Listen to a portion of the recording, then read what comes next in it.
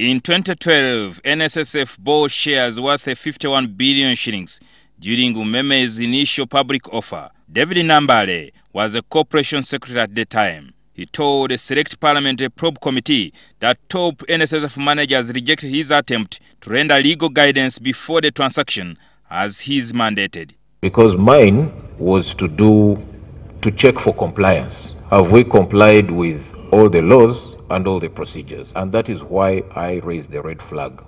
Was it just a mere formality? There was a window to remedy this because the Solicitor General could still, before 15th, have given the advice. The former NSSF Corporation Secretary also said due diligence was done, which showed that Uganda Revenue Authority had a tax dispute with the Umeme, which would endanger the share purchase.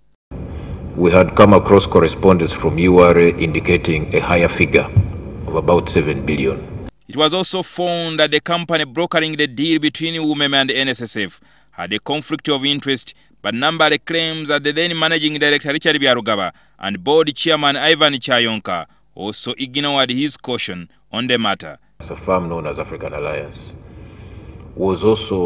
had a contract with NSSF.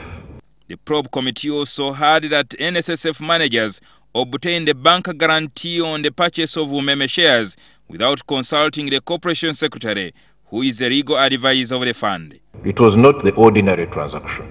Okay, there was tremendous pressure, written and unwritten. By the time I get the bank guarantee, the horses have already bolted. But it is important I go on record because I knew that one day this day would come. So I was between a rock and a hard place.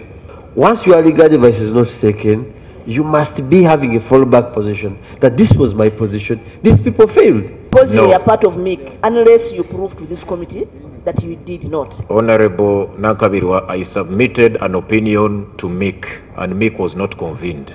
Nambale was put to task to explain the allegations that he could have had a hand in the theft of files on the controversial pension towers.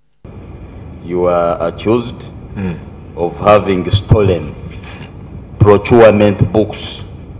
I have never, I will put it in bold and underline, I have never stolen a file. When you work at the fund, there is a rumor or an allegation probably every 5 minutes.